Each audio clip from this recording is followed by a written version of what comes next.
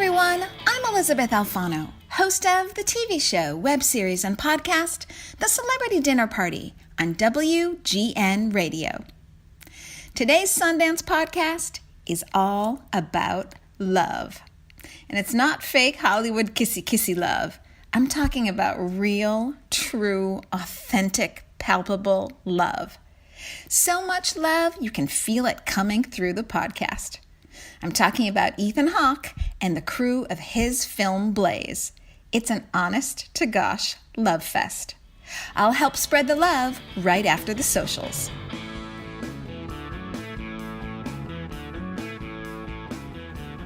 As always, to keep up to date with my celebrity interviews, you can subscribe to me on iTunes and YouTube at The Celebrity Dinner Party with Elysabeth Alfano. And check out my other YouTube channel at Fear No Art with Elysabeth Alfano. Of course, there's always Facebook under my name and Twitter and Instagram at Dinner Party CHGO. And when in doubt, you can always hit me up at thedinnerparty.tv. Okay, now that that's out of the way, let's feel the love. Okay, so this is Ethan Hawke's 13th time at the Sundance Film Festival.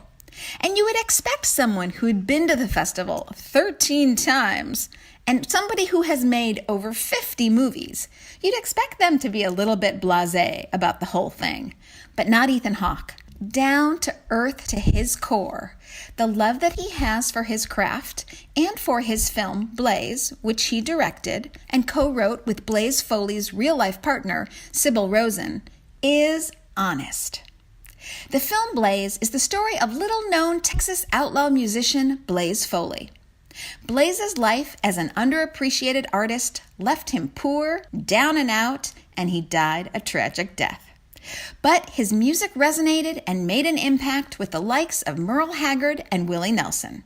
Now, the joy on this red carpet for this film was unlike any other red carpet I attended. And when you listen to Ethan Hawke, you can hear why the cast and crew just throw him so much love.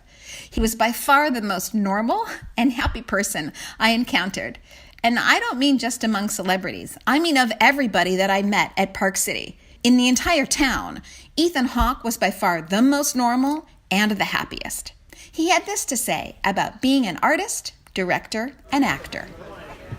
I love what I do so much that there's something about the word celebrity that feels made out of cardboard and tinfoil, you know, and I've always wanted to build my life out of other things than that. Acting is the center of my life. Like, I learned about writing and directing from acting. There's I think it's a Shaker expression, but to master one craft, you have to apprentice three.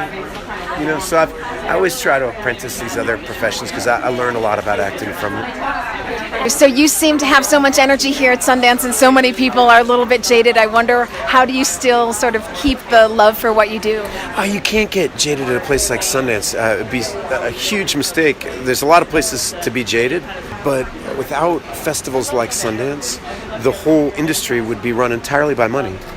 It's the only metric that most people use to define success. And a place like Sundance and other festivals, but in this country, Sundance and independent cinema, it's just so vital to the whole lifeblood of the industry of keeping people remembering that it's not just commerce, that we're here to celebrate movies and what the possibility of cinema is as an art form. And so much of what defines us is the stories we choose to tell. So that's what Sundance really is. Yeah. I'm wondering, not everyone makes it like you have in the acting world. And I wondered if you ever considered giving up, and when you thought, actually, I got this. I'm going to make this work. I remember hearing a story once years ago about Jack Nicholson, that he went to the screening of Easy Rider at Cannes, and he knew at the screening that he was going to be a great actor, that he was going to do this the rest of his life. I never had a moment anything like that. Not like Gattaca, my favorite film ever, which is still so relevant today. I never felt that way. I never had that kind of confidence of that it was going to work and it was going to get better. I always feel like they're going to send in the hook pretty soon. Any day now? Any day. I really do. I feel like a cat, trying to stay alive, just trying not to get wet. One last question for you. So what was it like to write with Sybil Rosen, who was actually involved real life with Blaze? A little miracle in my life, you know. I mean, just when you get to meet new people and make friends, and from the second I read her book, I kind of, you know, sometimes you read a book and you're like, I would like this person. I want to spend Thanksgiving with this person. So you felt it immediately? I felt it immediately. Sometimes it doesn't end up working out, but in this case it did. What's the one takeaway you'd like people to get from this film? Because his life had so many ups and so many downs. What would you like It people really to didn't have any ups. Okay. Very few ups. I stand corrected, people. Very few ups. Hey, you know, I mean, he really struggled, and for me, the movie is about how many artists have to keep working in face of indifference. You know, that most of the music biopics you see, they're about people having giant ups and downs. When most of the artists I know, they just have to put one foot in front of the other in face of wild indifference. Right, and keep the faith. And keep the faith. So that's what the movie's about. Faith. Thank you so much. Yes, thank you. Ethan also talked about the women's movement and had an incredible statistic about how many women directors he's worked with, considering that he's done over 50 films. It's sad and freakishly low. Well, it's a little revolution that's happening. Not even little. It's a serious upheaval of thought and a kind of awakening that's happening about women's place in the workplace. I've been acting professionally since 1984, and I've done 50-something movies, and only 2 of them have been directed by a woman. And so it's a revolution that needs to happen. Alia Shawkat, you might know her from Arrested Development, chimed in about the women's movement. It's thrilling and it's very exciting. Obviously, there's the women's movement has been around for a long time and has ebbs and flows, and it's definitely at a high right now, which is exciting. It's also scary because there's a lot of the president or whatever you want to call him, spoke at a pro-life. The first time a sitting president has ever spoken at a pro-life gathering, which is despicable in my opinion, and it's insane that we're still fighting for women's health care and women's equal rights and women to get paid equally. But all these conversations are happening, and that's the most exciting part, is having these conversations with people. Obviously in our industry there's been a crazy wave recently, and it's scary but exciting, and I feel very hopeful. The discussions I'm having with people and the way that women and men are talking about it makes me feel like we are going to see a lot of change, and young girls are going to be educated in the right way. Thank you so much. Yes, thank you. But she didn't talk about the women's movement for long, just like everybody else that I talked to on the carpet. Quickly, she just wanted to get back to talking about how much she loves Ethan. And so Ethan Hawke decided, wanted to talk with me, which I was exciting. And then he was like, I want to make a Blaze Foley story. And I was like, that's so crazy. I love that guy. And no one I know knows of him. People who really know music don't even know of him. And I'm always like, it's my lucky card. I'm like, well, you haven't heard this yet, have you? I was so excited to tell this tale. And then, the way it was written, Ethan's a very interesting screenwriter. It's very detailed and kind of emotional. So there's dialogue, but then a lot of the scenes are more just a vibe and an energy, which is what we really created in the shoot. It's more of just us connecting and seeing what we got. What did you learn from Ethan on set? So much. You learn a lot from people. Sometimes good things, sometimes bad things when you work on movies. But with Ethan, it was all positive. I learned a lot of how to trust people. Sometimes I come to sets and I'm like, I got my own thing, you got yours, we'll figure it out.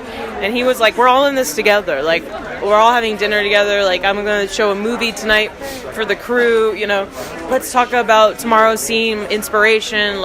It was just, everything was connected. So there wasn't really a start and when we're working, when we're not, a start on and off switch. It was all together. The whole experience was very fulfilling. I've been lucky to work on a couple of films that have a similar collaborative nature, but it gets harder. When more money gets involved and more people, everyone's kind of scared of their own skin, and sometimes it can feel like work and people don't listen to each other. And you need to have a leader who trusts himself and his story enough that he can be like, you know what I'm doing is not working, what do you think? And he could talk to the wardrobe person, the grip, or whoever, and we all work together.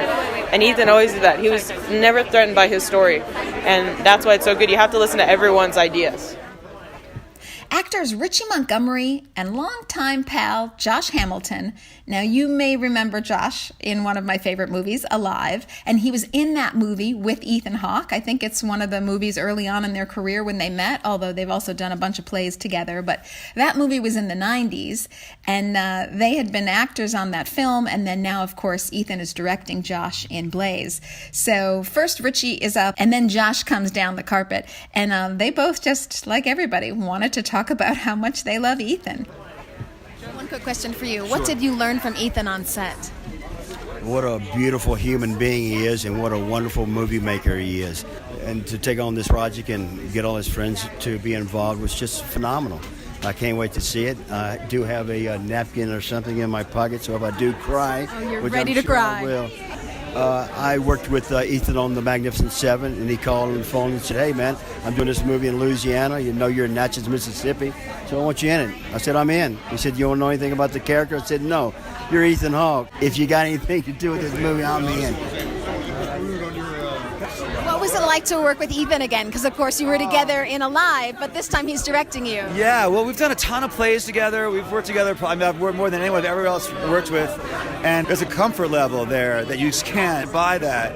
And so I've never felt so comfortable on a film set because it really just felt like kind of just making a little home movie with some friends, you know, some in the backyard. And because you're so tight, do you think that he can get things from you that maybe others can't? Well, you know, in some ways, actor friends who really know each other's work, in some ways are like kind of toughest judges. Like we all know each other's secrets or little tricks, you know, and so we can say like, "Hey, you know that thing? Hey, don't do that thing." You're like, "But I thought that thing worked." He's like, "Yeah, no." Stuff like that. And they tell it like it is. Yeah, which is, you know, good and bad. It's hard to take, but actually great for the work, I think, because, yeah.